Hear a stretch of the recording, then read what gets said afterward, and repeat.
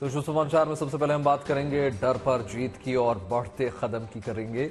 जिन दो भेड़ियों ने वन विभाग को अब तक छगा रखा था, उसमें से एक भेड़िए को पकड़ लिया गया है। ये भेड़िया जो है 35 से ज्यादा गांवों में आतंक की वजह लगातार बना हुआ था। रोज हम आपको खबरें दिखा रहे थे। भेड़ियों के हमले में अब तक 9 बच्चों समेत 10 लोग अपनी जान गंवा चुके हैं। 4 भेड़ियों को वन विभाग पहले ही पकड़ चुका है। इनमें से देखिए एक और आदमखोर भेड़िए को पकड़ लिया गया है फाइनली, यानी अब तक 5 भेड़ियों की धरपकड़ की जा चुकी है और अब वन विभाग छठे भेड़िए की तलाश में जुटा हुआ है। वन विभाग ने गांव से जो है 5वें भेड़िए को पकड़ लिया और भेड़ियों को पकड़ने के लिए वन विभाग ने जाल, पिंजरे और ड्रोन कैमरे लगवाए थे। आपको पता है, जैसे कि हम रोज तस्वीरें दिखाते थे, ड्रोन कैमरे लगाए गए थे, थर्मल स्कैनिंग उनकी होती थी। यहां पर पुलिस और वन विभाग की टीमें दिन रात गश्त कर रही हैं ताकि भेड़िए बच्चों को शिकार ना बना पाए। यहीं पर वो 5वां भेड़िया छिपा हुआ है जिसे वन विभाग की टीम ने अब थोड़ी देर पहले दबोचा।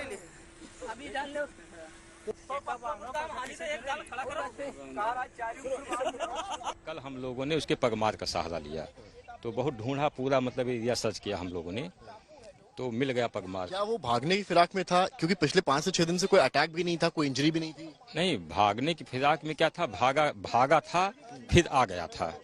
कुछ दिन के लिए गायब हुआ था। हाँ, गायब था, नहीं तो हम पहले नहीं पकड़ते। कहाँ लोकेशन मिल रही थी? 4 दिन से लोकेशन आप लोगों को नहीं मिल रही? हाँ, नहीं मिल रही थी। एक दिन मिली थी शाम को, 3 दिन पहले शाम को मिली थी, लेकिन बहुत थोड़ी देर के लिए मिली। माना जाए अपना शिकार करने के बाद फिर आया था वापस गाँव। शिकार करने के लिए क्या, कल हमें उम्मीद है कल शिकार किया था किसी बकरी का। हाँ, किसी को मारा है कल? नहीं, किसी को, आदमी को नहीं मारा है, जानवर को, बकरी का हमें उम्मीद है। बकरी का शिकार किया था क्योंकि इसके और बकरी के एक साथ जो है पगमार्क मिल रहे थे और बकरी की जो लेड़ी होती है उसको भी जगह जगह ऐसे चल जो है। कोई 5वां भेड़िया आपने पकड़ लिया, लोकेशन मिली। छठे भेड़िया कोई लोकेशन मिला है? हाँ, लोकेशन मिला है, लेकिन वो भी भगा है। रेंजर साहब शाकिब जी हैं, इन्होंने भी पूरा ऑपरेशन को लीड किया। कहाँ आप लोगों ने ऑपरेशन किया? सबसे पहले तो बताइए आप लोग को, कहाँ पर ऑपरेशन पूरा आप लोगों ने किया है आज? ऑपरेशन आज यही इसी एरिया में हुआ है, जहाँ पे हम लोगों ने 4 बजे मॉर्निंग से ऑपरेशन की शुरुआत की और 6:15 बजे हम लोगों को ये सफलता हाथ लगी जब 5वां मादा भेड़िया हम लोगों ने रेस्क्यू किया। आप लोग सबसे ज्यादा स्पॉट पे वहाँ होते हो जो एकदम सामने वाली पोजीशन होती है, खतरे वाली होती है। क्या इंस्टिंक्ट था उस भेड़िया का जब सामने आया और आप लोगों ने क्या क्या चीजें अपनाई इस बार? देखिए, हमेशा जो तरीका होता है कि जाल लगा के फिर हाके लगाना, है ना, तो जाल में वो एक स्ट्रेटजी होती है कि सही तरीके से चारों तरफ से उन्हें वो घेरा जाए और किसी तरीके की इंजरी जो है अगर हम लोग रेस्क्यू कर रहे हैं तो ना हो जानवर को। सर ये बताइए कि जैसे आप लोगों ने उसको पकड़ने की कोशिश की है, तो क्या वो अटैक आप लोगों को भी करने की कोशिश कर रहा था उस वक्त? नहीं, अटैक की कोशिश तो नहीं होती, लेकिन तब भी वो वॉच करते हैं अपने सुरक्षित निकलने के लिए, तो अटैकिंग मोड में तो उस टाइम नहीं होते हैं, लेकिन उनको ये होती है कि चारों तरफ वो बहुत अटेंटिव होकर के देखते हैं कि कहाँ से निकलने का उनका रास्ता है। और यही सबसे बड़ी स्ट्रेटजी हम लोगों के लिए होती है कि कहाँ से लूप होल हो सकते हैं, वो कमियां न रह जाएं। तो ये एक मेरा आखिरी सवाल भी आपसे है, बड़ा ऑपरेशन था, आखिरी भेड़िया बचा है, कब तक आपको लगता है? बिल्कुल, हम लोग तो चाहेंगे आज ही हो जाए, लेकिन तब भी जब बहुत सारी चीज़ें एक वो उसमें होती हैं, स्पॉट करे, फिर सारी टीम पूरी तो उसमें जो है डेडिकेटेड हो करके काम करती है, तब ये कामयाबी होती है। ये कोशिश है कि अब जल्दी से जल्दी उसे भी हम लोग पकड़ लें। चलिए, बहुत शुभकामनाएं हैं आपको शाकिब जी। तो आप देख सकते हैं तस्वीरें, ये फॉरेस्ट रेंजर थे शाकिब साहब, और यहाँ पर तस्वीरें आप देख रहे हैं उस आदमखोर भेड़िए की जिसको आप देख रहे हैं तेजी से इसकी सांसें चल रही हैं, तेजी से इसकी सांसें चल रही हैं। और ये इसका साइज भी आप देखिए। और ये आज शिकार करने यहाँ गांव आया था और एक बकरी को उसने शिकार बनाया था डीएफओ साहब के मुताबिक, और इंसानों पर भी हमला कर सकता था, लेकिन 3 से 4 घंटे के कॉम्बिंग ऑपरेशन में वन विभाग को सहायता मिली। और बड़ी बात यह है, इसको 1 घंटे में बता रहे हैं यहाँ पकड़ा गया है, और अगली तस्वीरें भी आपको दिखाएंगे। लेकिन बड़ी बात यहाँ पर यह है कि डीएफओ साहब ये कहते हैं कि ड्रोन का जो है सहारा अब वो नहीं लिया गया है, पगमार्क्स के जरिए वहां पहुंचे और ड्रोन को केवल वहां पर रखा जहां पर उसको पहुंचना था, यानी भागने की उसकी स्थिति थी। तो बड़ी सफलता लगी है। हालांकि एक भेड़िया अभी भी बाहर है, उम्मीद है कि वन विभाग जल्दी ही उसे पकड़ेगा और इन गांवों के शहर से ये भेड़िए का आतंक भी खत्म होगा। कैमरामैन नीरज के साथ समर्थ श्रीवास्तव, बहराइच। और अब बात गणपति उत्सव की करते हैं, जिसकी तस्वीरें देश के कोने कोने से आ रही हैं।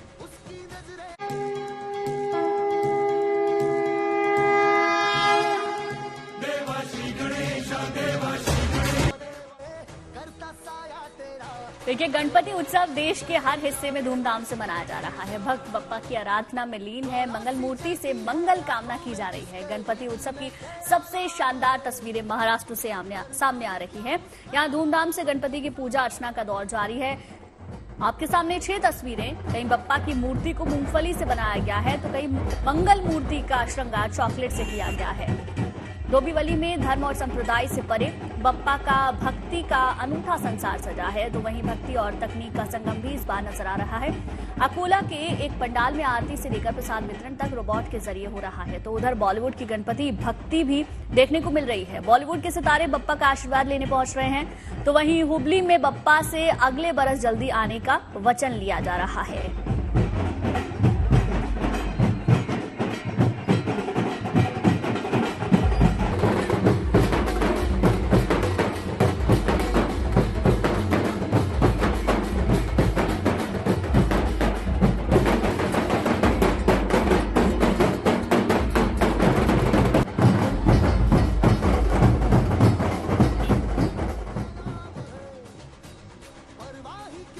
चलिए अब आपको लालबाग के राजा के दर्शन करा देते हैं। मुंबई में मौजूद लालबाग के राजा, जिन्हें लालबाग का राजा भी कहते हैं, उनके दर्शन के लिए आज भी सुबह से लंबी लंबी कतारें लगी रही। भक्त जो है लालबाग के राजा को श्रद्धापूर्वक नवसाचा गणपति के नाम से भी पुकारते हैं। ऐसा कहा जाता है कि भगवान गणेश के इस स्वरूप के दर्शन से सभी मुरादें जो है पूरी हो जाती हैं। यही वजह है कि सुबह से लालबाग के राजा के दर्शन के लिए लंबी लंबी कतारें लग जाती हैं। लोग लालबाग के राजा के चरणों में जमकर दान भी करते हैं। हर साल यहाँ पर चढ़ावे के लिए नए नए रिकॉर्ड देखने को मिलते हैं। गणपति के इस स्वरूप को स्थापित करने की परंपरा जो है साल 1934 से चली आ रही है और इस साल उनकी स्थापना को 91 साल भी पूरे हो गए। आपको तमाम तस्वीरें दिखा रहे हैं। इस वक्त 2 तस्वीरें आपके टेलीविजन स्क्रीन पर हैं। पहले देखिए लालबाग के राजा के दिव्य दर्शन आपको हो जाएंगे और दूसरी तस्वीर। महाराष्ट्र में गणेशोत्सव की धूम है। हर तरफ बप्पा की जयकार है। यहाँ के अलग अलग पंडालों में बप्पा की अनूठी प्रतिमाएं देखने को मिल रही हैं। कहीं मूंगफली से मूर्ति गढ़कर किसान बप्पा के सामने अपनी अर्जी लगा रहे हैं, तो कहीं चॉकलेट से गजानन की मूर्ति बनाकर पर्यावरण और महिला सुरक्षा का संदेश दिया जा रहा है।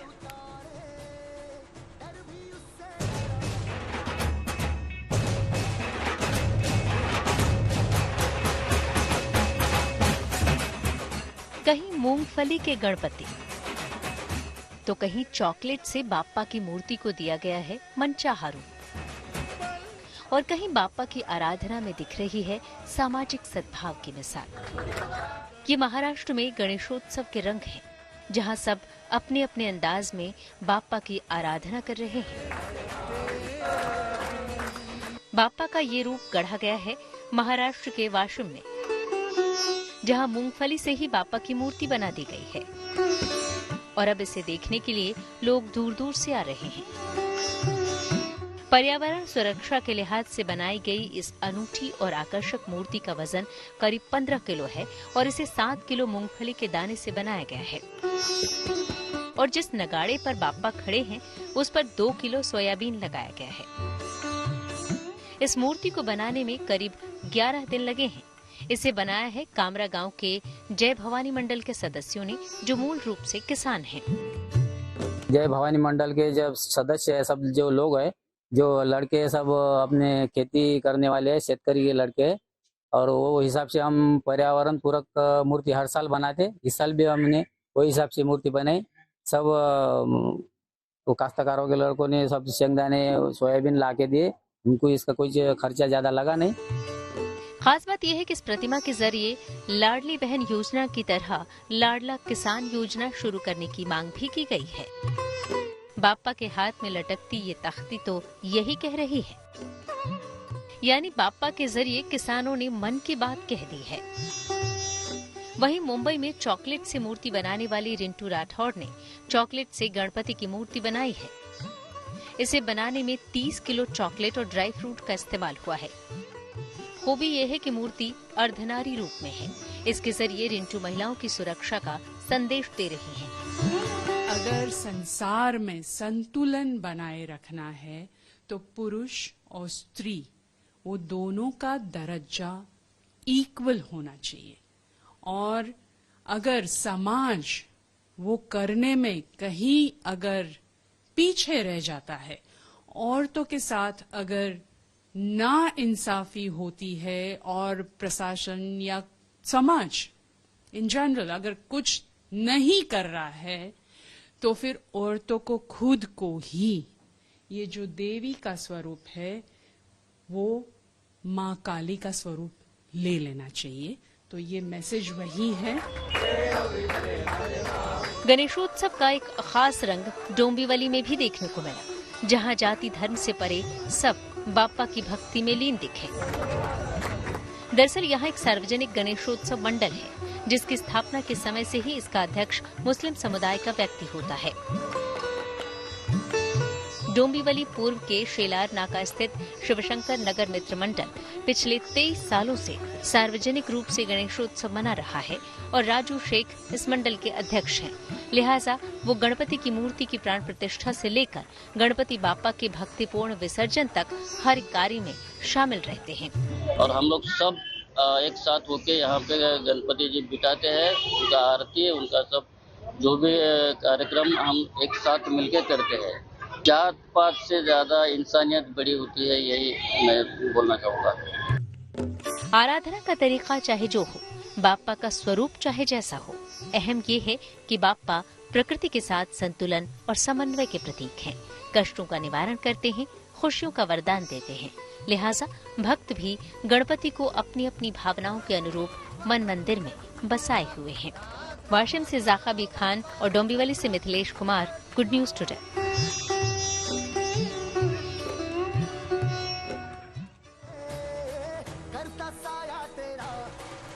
तो क्या आम और क्या खास, बप्पा की कृपा सब पर बरसती है। हर साल की तरह एक बार फिर बॉलीवुड बप्पा के जयकारों से गूंज रहा है। मायानगरी मुंबई में इन दिनों सब पर बप्पा का रंग चढ़ा हुआ है। क्या आम, क्या खास, क्या नेता, क्या अभिनेता, सब बप्पा के रंग में पूरी तरीके से रंगे हुए हैं। कोई लाल बादशाह राजा के दरबार में जाकर हाजिरी लगा रहा है और तो कहीं पर देखिए कोई अपने घर पर बप्पा की आराधना कर रहा है। आपके सामने 7 तस्वीरें इस वक्त दिखा रहे हैं। इन तस्वीरों में सितारों की गणपति भक्ति को साफ तौर पर देखा जा सकता है। तमाम तस्वीरें देखिए किस प्रकार से बप्पा सितारों के घर विराज, उनका विधि विधान के साथ हर रोज आरती की जाती है, पूजा अर्चना की जाती है और बप्पा जो है तमाम विघ्नों को हर के आशीर्वाद देते हैं।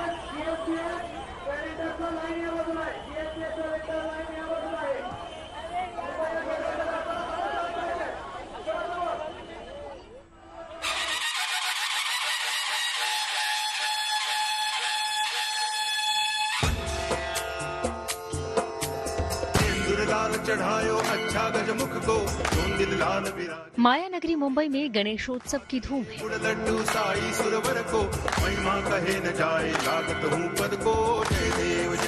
हर तरफ बस एक ही गूंज सुनाई दे रही है, गणपति बाप्पा मोरिया। सुख करता दुख हरता गणपति देवा। क्या आम क्या खास, सब बाप्पा के रंग में रंगे हैं। बॉलीवुड सितारे भी गजानन का आशीर्वाद लेने में पीछे नहीं है।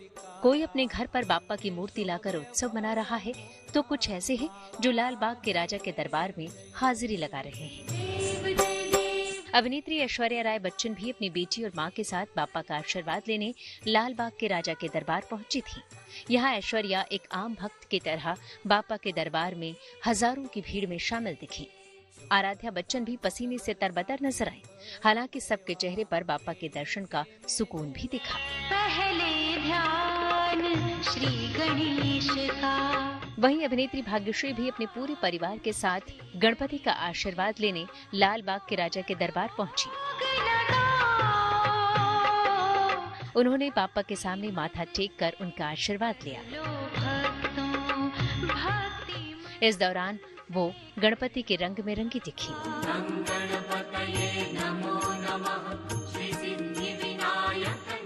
वहीं बहन अर्पिता खान के घर बाप्पा की मूर्ति विसर्जन में सलमान खान बाप्पा के रंग में रंगे नजर आए। अर्पिता खान और आयुष शर्मा के गणपति विसर्जन में पूरी खान फैमिली शामिल हुई। विदाई के इस खास मौके पर सलमान भी खुद को डांस करने से नहीं रोक पाए और भतीजे अरहान और जीजा आयुष को डांस करता देख वो खुद भी थिरकने लगे। जितने धूमधाम से बापा का आगमन हुआ था, उतनी ही धूमधाम से उनकी विदाई का समारोह भी आयोजित किया गया और इस विदाई समारोह में खान फैमिली का जोश भी देखने लायक था। सलमान खान की तरह ही एक्टर आमिर खान भी अपनी बहन निखत और उनके पति संतोष के साथ गणेश उत्सव मनाते हुए नजर आए। इस पूजा में आमिर खान के साथ उनके बेटे आजाद भी शामिल हुए। आमिर खान की गणपति पूजा की तस्वीरें सोशल मीडिया पर सामने आई हैं। इन तस्वीरों में आमिर बापा की भक्ति में लीन दिखाई दे रहे हैं। वहीं मुकेश अंबानी के घर पर गणपति बापा की विदाई समारोह का आयोजन किया गया। इस खास मौके पर बापा फूलों के रथ पर सवार होकर अंबानी हाउस एंटीलिया से विदाई समारोह के लिए निकले। मुंबई से धर्मेंद्र दुबे के साथ bureau report, good news today.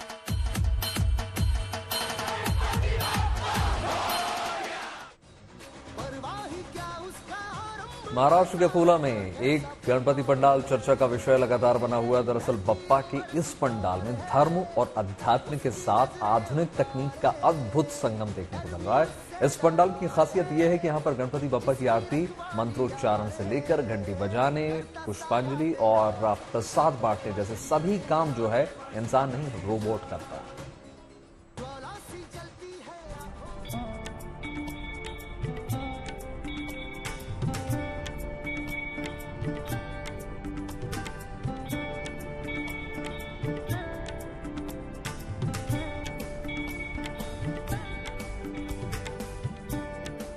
तस्वीरें अनूठी हैं।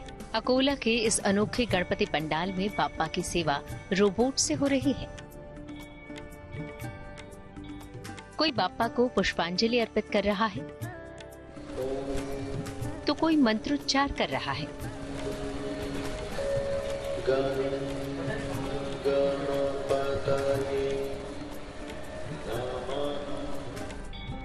कोई आरती तो कोई घंटी बजा रहा है। एक तो बापा को साष्टांग प्रणाम भी कर रहा है और यहाँ देखिए, ऐसा लग रहा है जैसे ये बापा की आरती में भावमग्न हो गया है। और एक रोबोट भक्तों को प्रसाद बांटने के लिए भी है। जैसे आप देख रहे हैं सभी जगह पे रोबोट ही काम कर रहे हैं, तो जो भक्त हैं उनके लिए भी प्रसाद रोबोट ही देने वाला है। तो ये क्या करेगा, अपने जो सेंसर है वो एक्टिवेट होते ही वो थाली में से प्रसाद लेगा और भक्तों को वो प्रसाद देगा। महाराष्ट्र के अकोला में ये अनूठा गणपति पंडाल चर्चा में है। हो भी क्यों ना, ऐसे मौकों पर खासकर छोटे शहरों में भला ऐसी तस्वीरें कहाँ देखने को मिलती हैं, जहाँ धर्म और आध्यात्म के साथ साथ आधुनिक तकनीक का भी अद्भुत संगम हो।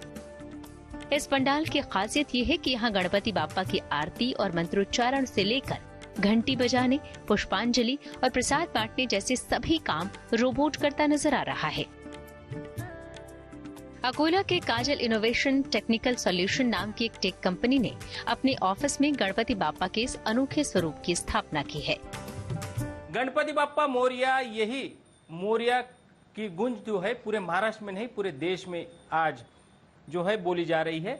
और क्योंकि बापा का आगमन हर जगह हुआ है, बापा हर पंडाल में हर घर में बैठे हैं, लेकिन अकोला के इस बापा की कुछ और ही बात है, क्योंकि ये हाईटेक बापा है। हाईटेक इसलिए कह रहा हूँ क्योंकि आध्यात्म और तंत्र ज्ञान ये दोनों ही चीजों का मेल इस बापा की इस छोटे से पंडाल में आपको दिखाई दे रहा है। आप देख सकते हो कि यहाँ पर जो बापा की पूजा आरती आराधना साधना हो रही है वो एक रोबोट कर रहा है, और ये दूसरा रोबोट ये बापा को जो है साष्टांग नमस्कार भी करता है और बापा की आरती को तालियां भी बजाता है। इस अनूठी पहल का मकसद बस इतना कि इसी बहाने अकोला जैसे छोटे शहर में आधुनिक तकनीक और रोबोटिक्स की जानकारी लोगों तक पहुंचे। इसे लेकर युवाओं में जागरूकता बढ़े और तकनीक के इस नए साथी के साथ यहाँ के युवा तरक्की की राह पर आगे बढ़ें। सबका जो है वो प्यारा लाडला हमारा गणपति बाप्पा है, और आध्यात्म जो है वो हमारी नींव है, गाभा है, हमें बहुत पसंद है, हमारी संस्कृति है। तो इस बार मैंने सोचा क्यों ना हम ये दोनों का संगम करें और इसके साथ ही हम एक ऐसी थीम सोचे जिसकी वजह से हमारी ये जो टेक्नोलॉजी है ये बाप्पा के थ्रू सब तक पहुंचे और सभी जो इच्छुक टैलेंटेड बच्चे हैं जिन जो अपॉर्चुनिटीज नहीं मिलने की वजह से बाहर जाते हैं, मेट्रो सिटीज में जाते हैं, उनको यही वो सारी अपॉर्चुनिटीज प्रोवाइड करें और इसीलिए हम इस बाप्पा के थ्रू ये सब तक पहुंचाना चाहते हैं कि यहाँ आइए और ये सारी चीजें सीखिए। पार्वती नंदन गणपति सबका कल्याण करने वाले हैं, सबके विघ्न हरने वाले हैं, यश और बुद्धि देने वाले हैं। ऐसे में उनके भक्तों की ये पहल, उनकी आराधना का ये अनूठा अंदाज लोगों को खूब पसंद आ रहा है। महाराष्ट्र के अकोला से धनंजय सावले, गुड न्यूज टुडे। सबके मन में अब तक सवाल था कि वो दिन कब आएंगे जब भारत में भी दुबई, अमेरिका जैसे देशों की तरह सस्ते आईफोन्स मिला करेंगे। तो समझिए वो दिन अब आ चुका है। आईफोन के दीवानों के लिए भारत में सस्ते आईफोन का सपना अब सच हो गया है। एप्पल ने आईफोन की नई सीरीज लॉन्च कर दी है। एप्पल ने बीती रात आईफोन 16 के 4 वेरिएंट्स लॉन्च कर दिए। इस बार आईफोन में सबसे बड़ा बदलाव एप्पल इंटेलिजेंस है। इसके अलावा कैमरा कंट्रोल के लिए साइड में एक नया बटन भी डेडिकेटेड दिया गया है। आईफोन के अलावा एप्पल एयरपॉड्स 4 को और बेहतर बनाकर पेश कर दिया गया है। ये नए एप्पल H2 चिप से लैस होंगे। तो वहीं एप्पल वॉच सीरीज 10 को स्लीप एपनिया डिटेक्शन और बड़े डिस्प्ले के साथ पेश कर दिया गया है, जिसमें डिजिटल क्राउन और वॉच के दाएं और फिजिकल बटन की अब डेडिकेटेड दिया गया है। इसकी शुरुआती कीमत जो है वो होगी 40,900 रुपए। आईफोन भारत में 20 सितंबर से मिलना अब शुरू हो जाएगा। इसकी शुरुआती कीमत जो है 79,900 रुपए है, जो 1,84,900 रुपए तक जाती है। इसे ऑनलाइन या इन स्टोर दोनों तरीकों से खरीदा जा सकता है। With titanium's remarkable strength to weight ratio, Series 10 weighs almost 20% less than the stainless steel series. इस पूरे इवेंट में भारत के लिए गुड न्यूज ये है कि अब एप्पल आईफोन 16 सीरीज को सस्ते में खरीदने के लिए विदेश जाने की जरूरत नहीं है, क्योंकि एप्पल ने भारतीयों को कम कीमत में आईफोन खरीदने का मौका दिया है। यूजर्स आईफोन 16 को पिछले 2 साल में लॉन्च आईफोन 14 और 15 की लॉन्च प्राइस पर खरीद पाएंगे। वहीं इस बार एप्पल ने भारत में आईफोन 16 के बेस मॉडल की कीमत में इजाफा नहीं किया है। असल में इस बार आईफोन 16 सीरीज की मैन्युफैक्चरिंग भारत में ही हो रही है। ऐसे में इन प्रोडक्ट्स पर कस्टम ड्यूटी नहीं लगेगी, जिसकी वजह से भारतीय सस्ते में इन आईफोन्स को खरीद सकते हैं। ये तो हुई भारत में सस्ते कीमत में मिलने की बात। अब आपको दिखाते हैं आईफोन 16 में क्या क्या है खास। एप्पल ने सिर्फ एक आईफोन नहीं 4 आईफोन लॉन्च किए हैं। आईफोन 16, 16 प्लस जो उसका बड़ा भाई है, और प्रो मॉडल्स में 16 प्रो और प्रो मैक्स। मैंने ये चारों डिवाइसेस का हैंड्स ऑन एक्सपीरियंस किया है, मैं आपको बताता हूं।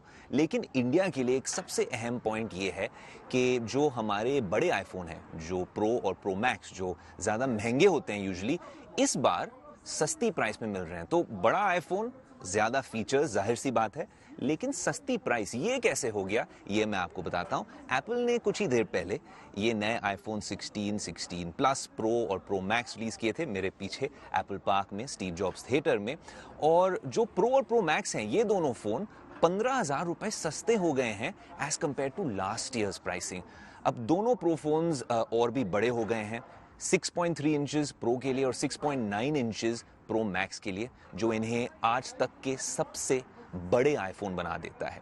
बड़ा आईफोन मतलब जाहिर सी बात है कि बड़ी बैटरी भी होगी, तो इन दोनों आईफोन्स में सुपीरियर बैटरी परफॉर्मेंस भी है। और तो और iOS 18 और जो इनकी नई चिपसेट है A18 Pro, उसकी वजह से इसकी बैटरी परफॉर्मेंस काफ़ी बेहतरीन रहती है। इस साल आपको मिलेगा एप्पल इंटेलिजेंस सपोर्ट सभी आईफोन्स पे। आईफोन 16, 16 प्लस, प्रो और प्रो मैक्स। एप्पल इंटेलिजेंस क्या है? ये एप्पल का जो इंटरप्रिटेशन है AI का, आर्टिफिशियल इंटेलिजेंस की दुनिया है। तो अब एप्पल ने भी इसमें एक एंट्री मारी है और बहुत ही शानदार इनकी परफॉर्मेंस है। एप्पल इंटेलिजेंस आपको फाइनली देखने को मिलेगा, जो उन्होंने जून में लॉन्च किया था, अब आपको इन आईफोन्स में देखने को मिल रहा है।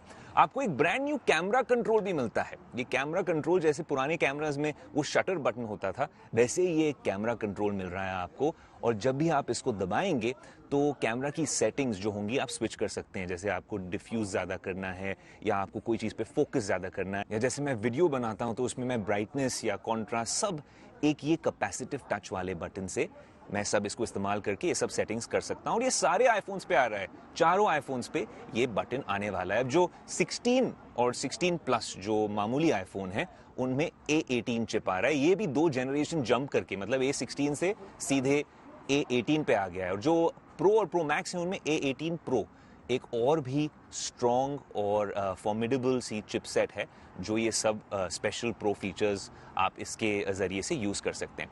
अब इस कैमरा वाले कंट्रोल से आपको विजुअल इंटेलिजेंस भी यूज़ कर सकते हैं। जो आप स्क्रीन पे कंटेंट देख रहे हैं उस पे आप AI यूज़ कर सकते हैं और ये आपका बड़ा ही लाभदायक फीचर साबित हो सकता है, क्योंकि आपके लिए अगर आप ये यूज़ करें तो जैसे अगर आपने कुछ ऑब्जेक्ट को देखा है या फिर आप कैमरा में ये देख रहे हैं और आपने फिर जब एप्पल इंटेलिजेंस विजुअल इंटेलिजेंस वाला बटन दबाया तो आपको कैमरा ऐप में ही बता देगा कि आप क्या ऑब्जेक्ट देख रहे हैं, या फिर कुछ भी आपको सिरी से इंफॉर्मेशन चाहिए। ये सब चीज़ें काफ़ी चेंज हो गई हैं एप्पल के इकोसिस्टम में। तो एप्पल ने फीचर्स बेटर दे दिए, बड़ा आईफोन दे दिया, लेकिन प्राइस लास्ट ईयर से कम। शायद क्योंकि ये इंडिया में बन रहे हैं प्रो मॉडल्स और ये एक बड़ा पैगाम है, ये मतलब दुनिया को बता रहे हैं कि आप इंडिया को नज़रअंदाज नहीं कर सकते। एक बड़ी ही अहम और मेजर मार्केट बन गई इंडिया इनके लिए। बट एक चीज़ तो तय है कि एप्पल चाहती है कि आप ये नए आईफोन्स खरीदें। और अगर आप मुझसे पूछेंगे, मैंने तो चारों आईफोन्स यूज़ किए हैं यहाँ पर ही स्टीव जॉब्स थिएटर में। हर बार लोग एक सिंपल सा सवाल करते हैं कि हमको आईफोन अपग्रेड करना चाहिए कि नहीं, पर इस बार ये थोड़ा अनिवार्य हो गया है, ये ज़रूरी हो गया है, क्योंकि अब एप्पल इंटेलिजेंस इन्हीं आईफोन्स पे मिलेगा, या तो लास्ट ईयर के प्रो और प्रो मैक्स पे, या फिर इस साल के 16, 16 प्लस प्रो और 16 प्रो मैक्स पे आपको एप्पल इंटेलिजेंस के सभी फीचर्स मिलेंगे। और बात कुछ और खबरों की होगी। पेरिस पैरालंपिक में रिकॉर्ड पदक जीतकर टीम इंडिया के खिलाड़ी जो है वतन वापस आ गए हैं। दिल्ली एयरपोर्ट पर इन पदक विजेताओं का जोरदार भव्य स्वागत किया गया। महिलाओं ने एयरपोर्ट में खिलाड़ियों के स्वागत में जमकर डांस भी किया। लोक कलाकारों ने पारंपरिक वाद्य यंत्र बजाकर माहौल पूरी तरीके से खुशनुमा बना दिया। देखिए तस्वीरें।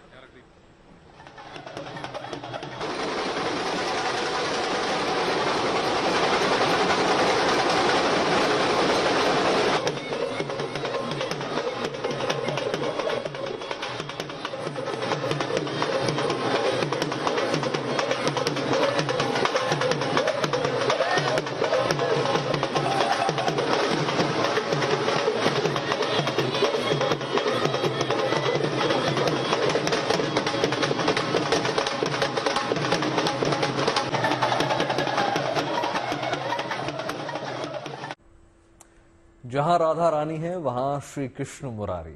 राधा के बिना कृष्ण अधूरे हैं और कृष्ण के बिना उनकी राधा। जन्माष्टमी भगवान की श्री कृष्ण के जन्मोत्सव के रूप में मनाई जाती है, तो राधा रानी का जन्मोत्सव भी पूरे धूमधाम से मनाया जाता है, जिसकी तैयारियां इन दिनों मथुरा और बरसाने में जोर शोर से चल रही हैं।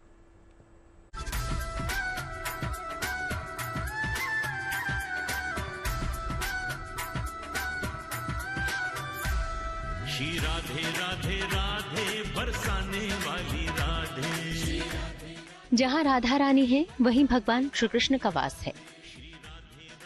राधा बिन कृष्ण अधूरे हैं और कृष्ण बिन राधा। दोनों एक दूसरे के पूरक हैं। एक के बिना दूसरे की कल्पना भी नहीं की जा सकती। माना जाता है कि कृष्ण को पुकारना है तो राधा को पहले बुलाओ। जहां राधा जी होंगी वहां श्री कृष्ण खुद ही चले आएंगे। लगभग 15 दिन पहले कान्हा के जन्मोत्सव की धूम थी। अब राधा रानी के जन्मोत्सव की तैयारी जोर शोर से की जा रही है। तो अपना भादो मास के शुक्ल पक्ष की अष्टमी तिथि राधाष्टमी कही जाती है। इस बार ये 2 दिवसीय उत्सव 10 और 11 सितंबर को मनाया जाएगा। बरसाना का जो लाडली जी मंदिर है वहाँ 2 दिवसीय मंदिर में उत्सव मनाने की तैयारियां शुरू हो गई हैं। हालांकि ये 2 दिन शनिवार और रविवार को बारिश पड़ गई, इसकी वजह से जो हमारा कार्य है वो थोड़ा बाधित हुआ, लेकिन सोमवार को सभी तैयारियों को अंतिम रूप दे दिया जाएगा। पूरा मंदिर इस बार भव्य विद्युत सजावट से जगमगाएगा। और मैं बता दूं कि इस बार मंदिर ही नहीं समूचे बरसाना को विशेष तौर से सजाया जा रहा है। बरसाना ही नहीं बल्कि पूरा ब्रजमंडल इन दिनों अपनी राधा रानी के जन्मोत्सव की तैयारी में लगा है। भक्त राधा रानी के भव्य श्रृंगार करेंगे, उनका भव्य अभिषेक किया जाएगा, उन्हें पीले वस्त्र पहनाए जाएंगे, जिसके बाद माता राधा रानी सोने के झूले में विराजेंगी और भक्तों को दर्शन देंगी। 11 तारीख की सुबह भोर में 4 बजे लाडली जी का महाअभिषेक, जो सबसे मुख्य इसका आयोजन का पार्ट है, उसमें 4 बजे से 5 बजे तक अभिषेक के दर्शन हुए, जिसके लिए लाखों श्रद्धालु एक वर्ष बाट देखते हैं। वो सब व्यवस्थित ढंग से मंदिर में हमने एकल व्यवस्था रखी है। फिर अगले दिन 11 तारीख को अष्टमी के दिन सुबह 9 बजे से 2 बजे तक वृषभान उत्सव बड़े धूमधाम से मनाया जाएगा। इसमें नंदगांव बरसाने की संयुक्त समाज होगी, जिसमें बधाई गायन, सबसे पहले मंगल बधाई होगी, श्री वृषभान के हो आनंद मंगल वीर, और उसके बाद एक के बाद मंगल बधाई, बाण बधाई, वंशावली गायन, ये संपन्न होगा। संध्या काल में 4:30 बजे लाडली जी अपने डोला में पालकी में विराजमान होकर गर्भगृह से नीचे सफेद छतरी में आती हैं। उस दिन भाव यह है कि उनकी बधाई का उत्सव है, तो वृषभान बाबा की लाली के दर्शन करने के लिए सब आते हैं। बरसाना के राधा रानी मंदिर में इसकी तैयारी कई दिनों पहले शुरू कर दी जाती है, क्योंकि इस मौके पर बड़ी तादाद में भक्तों की भीड़ ब्रजभूमि पहुंचती है। ऐसे में प्रशासन तमाम स्तरों पर तैयारी में जुटा है, जिसके लिए मथुरा में एक रिव्यू मीटिंग भी की गई है, जिसमें जिले के आला अधिकारियों ने शिरकत की। तो प्रबंध एकल मार्ग की व्यवस्था की गई है। तो जिस तरह से हमने व्यवस्था इस बारी की है, उसमें जो पिछले साल के हमारे एक्सपीरियंस थे और जो हमको लगा कि कमियां थी पिछले साल, उन सभी को मद्देनजर रखते हुए इस बारी इम्प्रूवमेंट किया गया है और करेक्शंस भी किए गए हैं। बरसाना के राधा रानी मंदिर में भक्तों की तादाद को देखते हुए अलग अलग इंतजाम किए जा रहे हैं, जिससे श्रद्धालुओं को दिक्कत का सामना न करना पड़े। इनमें 47 पार्किंग लॉट्स बनाए गए हैं। इसके अलावा अलग अलग जोन में पूरे इलाके को बांटा गया है। राधा अष्टमी हर बार की तरह यहाँ बरसाना में बहुत धूमधाम से मनाया जाएगा। उसके लिए प्रशासन द्वारा सभी व्यवस्थाएं लगभग पूर्णता की ओर है। आज हम यहाँ परिसर में खड़े हुए हैं, उन्हीं व्यवस्थाओं को पूरी टीम यहाँ देखने आई हुई है। पुलिस की तरफ से और प्रशासन की तरफ से इसको सेक्टर्स और जोन्स में विभाजित करके यहाँ की सुरक्षा व्यवस्था को सुदृढ़ किया जाएगा। मान्यता है कि भाद्रपद शुक्ल पक्ष के अष्टमी तिथि को बरसाने में राधा जी का जन्म हुआ था। इस दिन को राधा अष्टमी के नाम से जाना जाता है। कहते हैं कि राधा जी का जन्म कृष्ण के साथ सृष्टि में प्रेम भाव मजबूत करने के लिए ही हुआ था। राधा अष्टमी पर जो भी सच्चे मन से श्रद्धा से राधा जी की आराधना करता है, उसे जीवन में सभी प्रकार के सुख साधनों की प्राप्ति होती है। यही वजह है कि जन्माष्टमी की तरह राधाष्टमी पर भी खासी धूम रहती है। करीब 11 लाख श्रद्धालुओं के यहाँ पहुँचने की संभावना है, जो राधा रानी के जन्म उत्सव में शामिल होंगे और राधा रानी के जन्म उत्सव का आनंद लेंगे। वहीं पुलिस की व्यवस्था चाक चौबंद रहेगी और चप्पे चप्पे पर पुलिसकर्मी मौजूद रहेंगे। खास बात यह है कि आने वाले श्रद्धालुओं को किसी भी तरह की परेशानी ना हो, इस बात का विशेष ध्यान रखा गया है। कैमरामैन राहुल के साथ Madan Gopal Sharma, good news today, Barsana.